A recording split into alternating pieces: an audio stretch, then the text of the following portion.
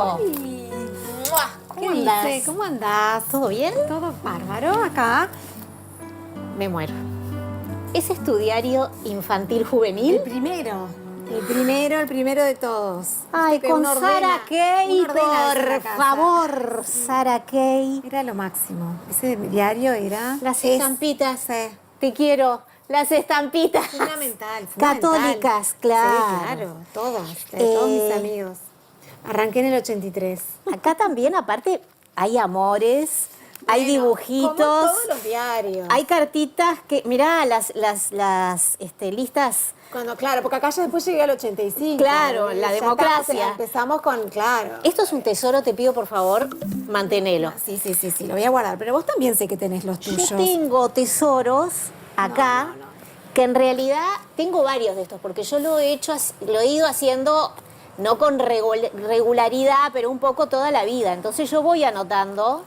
Es que es necesario, es Sí. importante ese... Sí, bajar a volcar. papel. Sí. Voy anotando. Después la lees y te sentís una ridícula, ¿no? Sí, absolutamente, porque no hay cuidado literario, nada. Es Nada, como, no, sí, uno vomita. sí, tira ahí, prácticamente tira todo, ahí. y dice, ay, qué chota. Están las lititas de supermercado también, hay de todo. Claro, bueno, está. Pero hablando de esto de los diarios de vida, vos hubo una época en que por trabajo también hiciste como, no digo diarios, pero investigaste o hacías tipo biografías de la vida de familias, sí, de personas. Venía gente a encomendarte ese trabajo. Sí, a mí me inspiró mucho el libro Brooklyn Follies de Paul Auster, sí. que Nathan Glass ¿En qué parte? es el protagonista, Sí. es un veterano que tiene un pero- cáncer salado y los últimos días de su vida los pasa escribiendo las historias de vida de la gente y lo hace como forma de, no sé, como bajar, es como un tributo, ¿no? La gente que lo rodea. Sí, es como un tributo y bueno, nada. De ahí. Sí. Pero, bueno, es que al final de cuentas se trata de mantener las historias de vida vivas, ¿no? Exacto, se trata de eso.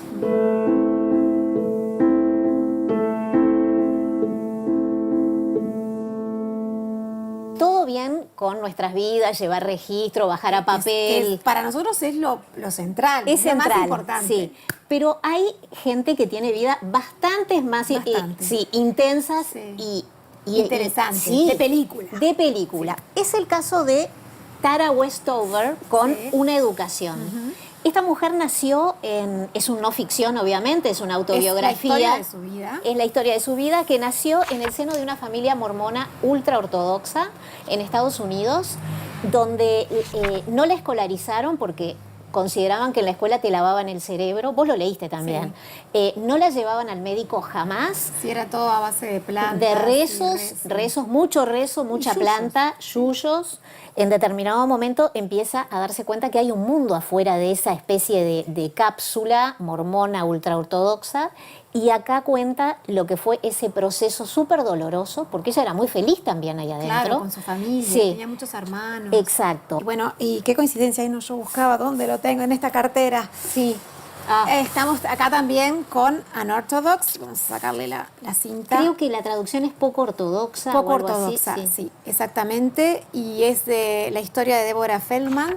También, bueno, casualmente ella es de una familia judía ultra ortodoxa. Y bueno, también ellos están en Estados Unidos y cómo ella se empieza a revelar a toda esa educación tan estricta y tan cerrada, y cómo la obligan a casarse, tiene un hijo, pero es eso de, bueno, de decir, no, yo no quiero esta vida para mí, y cómo se anima a escapar de ese sistema y de esa vida. Justo estas dos que trajimos acá, estas dos autoras, escriben ellas su propia historia. Son autobiográficas. Son autobiográficas, exacto. Que es totalmente diferente, me imagino, a cuando vos escribís la de otra persona. Es Sí. decir, cuando tenés que escribir la biografía incluso de alguien que no está, alguien que ya murió, por ejemplo. Eso debe ser una tarea tremenda de investigación, de buscar fuentes, no sé, porque además incluso capaz que a veces ni siquiera hay gente de la época viva, no sé. Mira, acá tengo La mejor de las fieras humanas, que es un ejemplo impresionante, es muy monumental esto. Es un libro sobre la vida de Julio Herrera y Reisig, uno de nuestros grandes intelectuales, que escribió Aldo Mazzucchelli. Es un librazo. Aldo estuvo muchísimo tiempo trabajando para esto, años, y es una especie de tributo.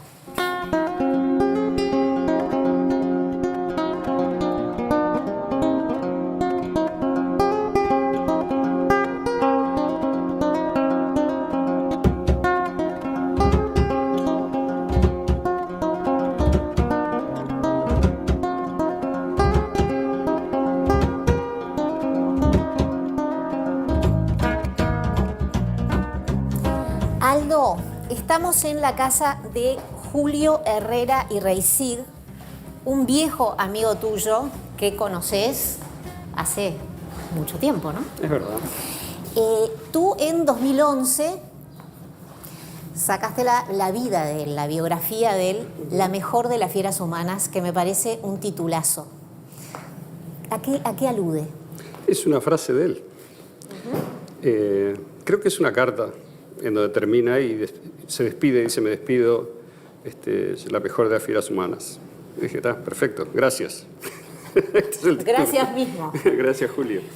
Pero ¿qué quiere decir eso? Y está siendo un poco irónico con su propia imagen, ¿no? Es decir, Montevideo se lo conocía. Yo te diría en lo que era Montevideo en aquella época, que no era lo que es ahora. Y entre la sociedad más o menos culta, más o menos de familia, él era una figura conocida, pese a que la poesía nunca fue muy popular. Entonces un poco más que ahora, capaz, en términos del rol social que jugaba. Y pese a que era conocido, no era muy visto, porque él no salía mucho, sobre todo en la época que vivió en esta casa, que es alrededor de los años 1904, 5, un poco antes, 3.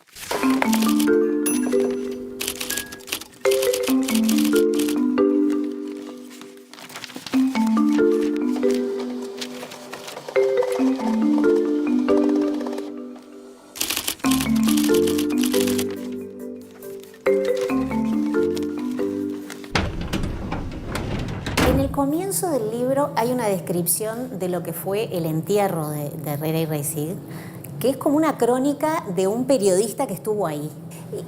¿Cómo fue que vos te zambulliste en esa realidad con tanto detalle? Lo que pasa es que, para empezar, fue una escena espectacular literariamente, era como un regalo, digamos, no era imposible no contarlo, y probablemente al principio también sirvió y organizó el resto del libro, porque es como contás el final y después contás el resto, digamos, ¿no? Y el final es espectacular, porque es un anarquista que luego se volvió un escritor y crítico muy conocido, digamos, muy integrado también a la sociedad, que es Alberto Zunfelde, que en ese momento andaba por ahí como Aurelio del Hebrón, y con la melena por acá, y digamos era un anarquista que había apenas conocido a Herrera, no era amigo de Herrera,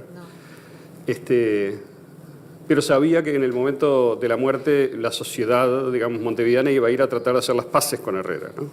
Su familia, digamos, incluyendo al viejo Julio Herrera, que todavía estaba vivo en ese momento, murió 2 años después, fueron y teóricamente iban a hacer los discursos finales, se iban a como a reconciliar, digamos, a la sociedad con la oveja descarriada. Pero Aurelio de Lebrón, o sea, Zunfelde, hizo un discurso, se les anticipó, dio la nota, digamos, y dijo: ninguno de ustedes fue amigo de él, no le dieron lo que precisaba, lo ignoraron, era un gran poeta, ustedes no se dieron cuenta, bla, bla. Hizo toda la protesta, digamos, y eso terminó con el entierro, ¿no? En el sentido de que luego de eso no hubo más discursos, todos fueron en silencio, guardando respeto entre sí, enterraron a Herrera y Sig y se fueron. Fue un regalo, para un biógrafo fue un regalo, como decís vos. Sí. ¿Cómo fue, en algún momento en una entrevista que estuve leyendo que te hicieron en La Diaria, tú decís que los muertos hablan? Quiero que me hables un poco de eso, de que es más fácil, también hablábamos con Verónica en algún momento preparando el programa, ¿qué será más fácil? ¿Escribir de uno mismo o escribir de otro? Y de otro aparte que ya murió. ¿Cómo fue ese proceso? Siempre que estás escribiendo de otro, también estás escribiendo de vos mismo, en cierto modo, ¿no? Y además, nosotros somos, en buena medida, yo te diría, lo que recibimos. de la sociedad, y la parte más grande de la sociedad es la parte que está muerta. Es decir, son generaciones y generaciones y generaciones de mensajes, de letras, digamos, de recuerdos, etcétera, que están arriba nuestro, ¿no? En cierto modo. Entonces, eso a mí me parece muy lindo. Hay gente a la cual capaz que no le gusta o prefiere evitarlo o lo que sea. A mí me parece maravilloso. Creo que es una herencia ante la cual hay que ser como humilde, ¿verdad? Y reconocer. Yo pienso que esta época no es muy favorable a esa humildad y a ese reconocimiento, pero yo sigo teniéndolo y me parece que es algo lindo agradecer todo lo que dejaron los demás, ¿no? Que además también tuvieron sus vidas, sus dificultades, y cuando uno aprende de las vidas de los demás se da cuenta que no hay ninguna vida fácil, y que las cosas que se logran, la obra que se logra y demás, siempre se hace resistiendo, digamos, y también yendo contra obstáculos, limitaciones que todos tenemos. Entonces, me parece que es lindo rescatar eso. Y la biografía, en realidad esto es un ensayo literario que tiene un aspecto biográfico y tiene también un aspecto más literario. No es ficcional exactamente, es ficcional, pero es ficción hecha con hechos reales, ¿no? También con datos. Y creo que también con una atención al estilo, a cómo está escrito, que me parece que es decisivo porque hace que se respete también la figura de la persona que estamos tomando como pretexto, ¿no? Para hablar de la historia de la sociedad uruguaya, sobre todo de Montevideo en aquella época, de Río de la Plata y demás. Entonces, Herrera es un ejemplo, yo creo, de una vida difícil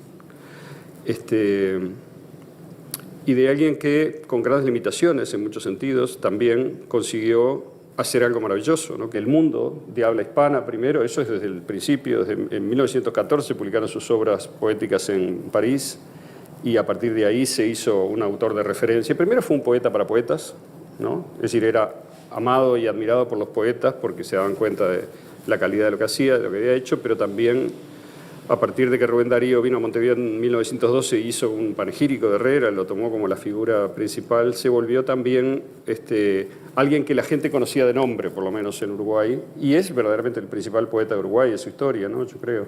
Me quedo entonces con eso de biografiar, para ir terminando, biografiar también como forma de agradecer, ¿no? Uh-huh. Sí. De incorporar y estar a la altura de lo que nosotros hicieron y seguir la cadena, ¿no? Gracias. Eso es lindo. Gracias. Gracias a vos.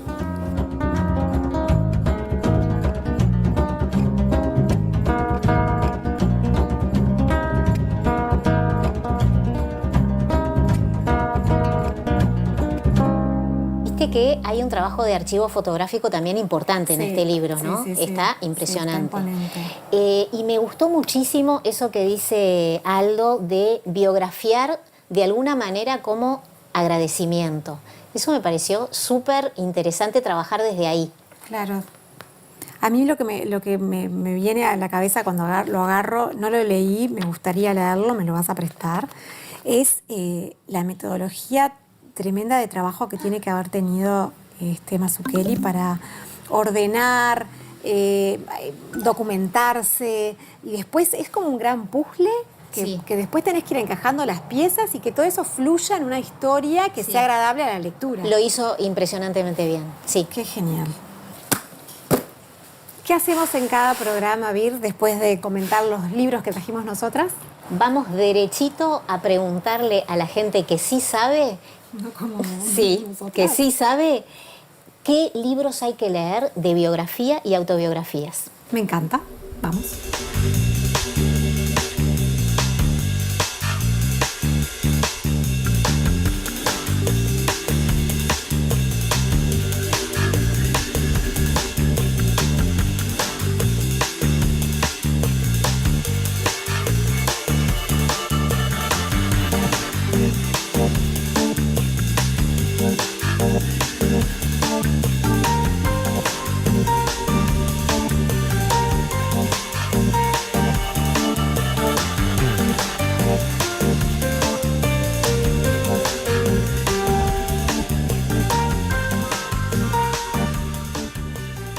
Karina, vos me contabas que no es uno de los géneros que más se pide, el de historias de vida, pero hay... No, pero hay sí un público que es el que, si es un público fiel, que le gustan las biografías, que siempre se interesa. Y ustedes ellas. además tienen una zona Tenemos una sola que es para biografías, que es por acá. Acá, buenísimo.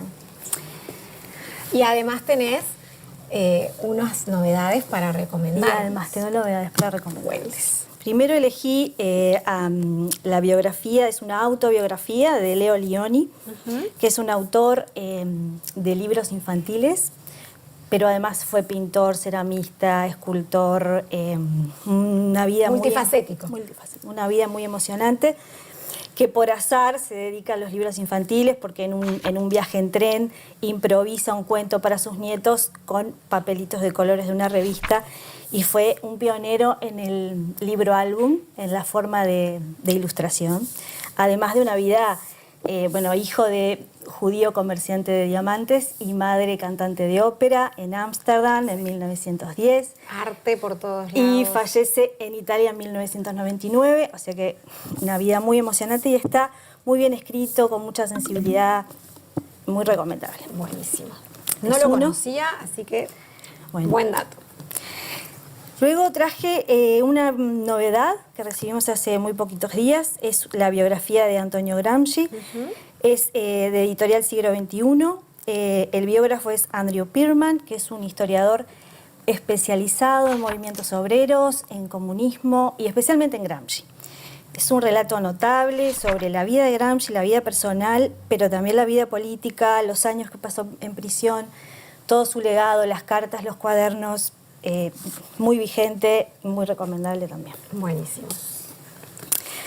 Y por último, nosotros acá en la lindo. librería nos especializamos en libros de psicoanálisis, entonces quería mostrarles que tenemos una editorial que se llama Biebel, Argentina, y esta es una novedad, es una biografía de Melanie Klein, que en realidad nació como un curso de Melanie Klein, son varios autores argentinos que escriben sobre ella, y se centra más que nada en su pensamiento, en su teoría, fue la pionera del psicoanálisis infantil y es muy interesante para el que quiera profundizar en el psicoanálisis. Pero también está mezclado con su vida. Exacto, o sea que va como de también una cosa nació a la en otra. 1890, o sea, una época también muy efervescente y No, y además que muy ella interesante. tuvo pensamientos, fue una pionera una que fundó una escuela, incorporó el juego en la terapia infantil.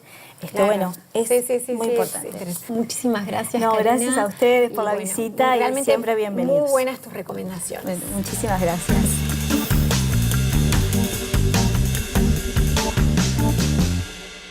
Buenísimas las recomendaciones de Karina, las tres. Sí, me encantaron las tres, pero me quedo con el de Melanie Klein. Bueno, ahora te invito para el próximo bloque que nos vamos al librómetro, que es nuestro ranking personal de libros ni fu ni fa, remando un dulce de leche y de un tirón. También vamos a hablar con un escritor que nos cuenta cómo le cambió la vida la muerte de su hermano.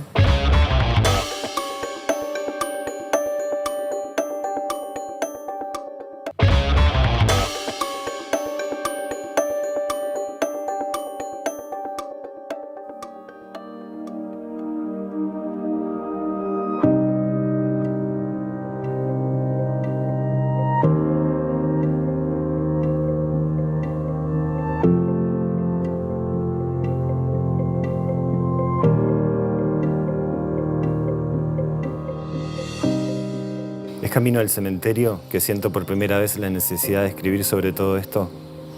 En el auto de la casa funeraria, vacío salvo por mi abuelo y por mí, que vamos en el asiento trasero.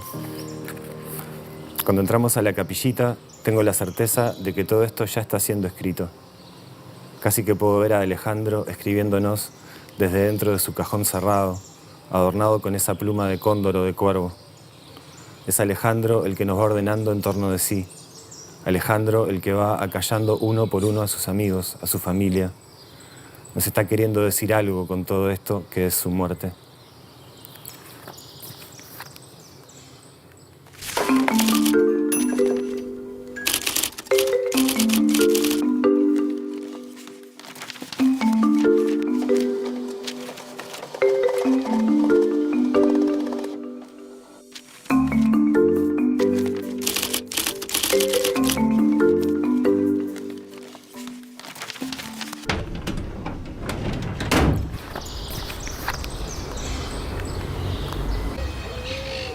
En 2014 muere tu hermano y en 2016 sale esta novela El hermano mayor.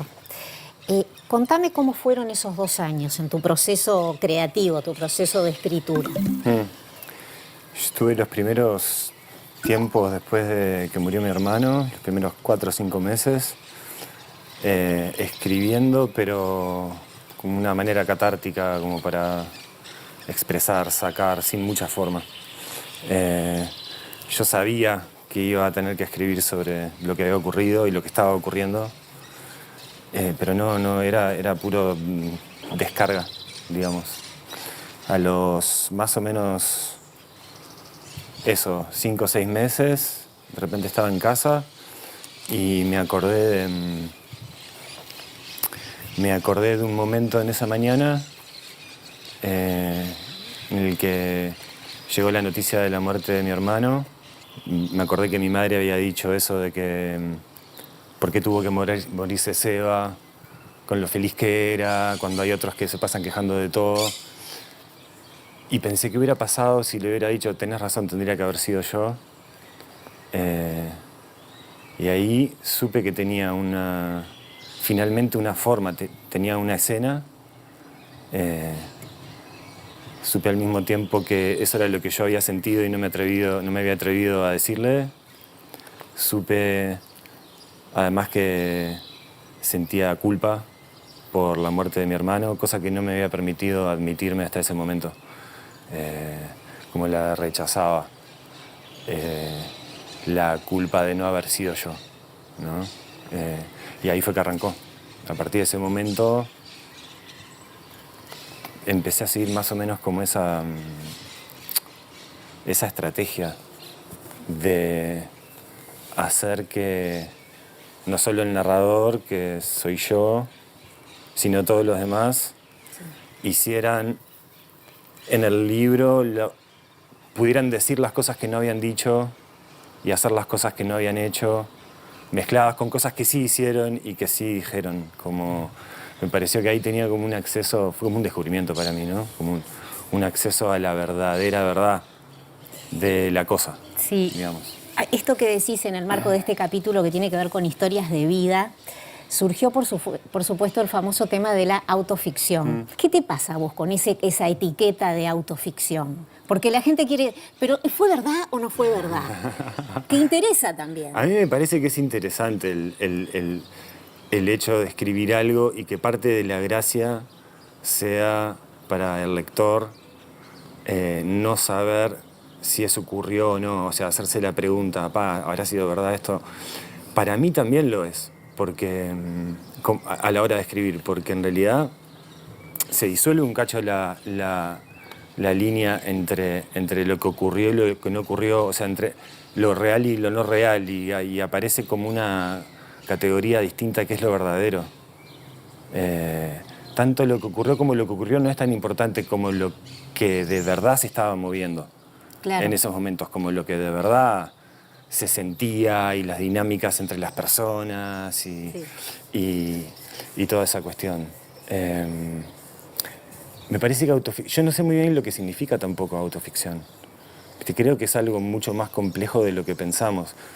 Creo que hay teorías incluso acerca de eso. Yo lo tomo como otro nombre más que le pone o la crítica, o la librería, o la industria a las cosas. Es tremenda estrategia, llamémosla eso autoficción, ¿no? Cuando agarrás y te basás en pila de cosas reales y disparás hacia lugares imaginarios. Me parece tremenda estrategia de escritura. Vos elegís un tiempo narrativo que está bueno, que es como en el futuro. Hablas, va a pasar esto cuando ya pasó. Sí. ¿Por qué decidiste eso? Me encantaría decir que fue una decisión mucho más cerebral y pensada, pero lo pensé después. Lo que me pasaba es que estaba escribiendo el libro y en un momento se me empezó como a trancar. ¿Viste? Estaba todo escrito en pasado. Y empecé a pensar cómo hago para sacudirlo un poquito y que me emocione de vuelta y entusiasmarme de vuelta con lo que estoy escribiendo, porque yo sabía que lo tenía que terminar. Entonces empecé a jugar con las clásicas cosas que empezás a jugar cuando te empiezan a pasar eso. Cambiás de primera persona a tercera, cambias de pasado a presente. Entonces dije, ¿qué pasa si cambio de pasado a futuro? ¿No? Como empecé a jugar y cuando empecé a escribir en futuro, empezó a fluir de una manera, capaz que porque nunca antes lo había hecho, ¿no? Empezó a fluir y me empecé a copar. Y creo que en parte le da como esa sensación también al hablar del pasado en futuro, como de algo del destino, algo del orden del destino, ¿no? Sí. Algo como de esto siempre va a pasar, no va a poder no pasar. O sea, nunca pudo no pasar. En lo que cuando vos hablas, por un lado hay todo un tema catártico que lo limpiaste de alguna manera con este libro. Me da la impresión que tenés una cabeza muy fría también, hablas de estrategia. Hay una frase que aparece en algunas notas que te hicieron, no quiero, algo así, el contenido es, quiero que las lágrimas que yo derrame tengan un sentido. Entonces eso es como muy sajón, como muy práctico. Contame un poco de eso. Sí. Darle un sentido al duelo, pero un sentido como práctico, que haya esto acá que está acá. Sí, sí, para mí fue... Mi escritura yo siempre sentí que tenía algo catártico.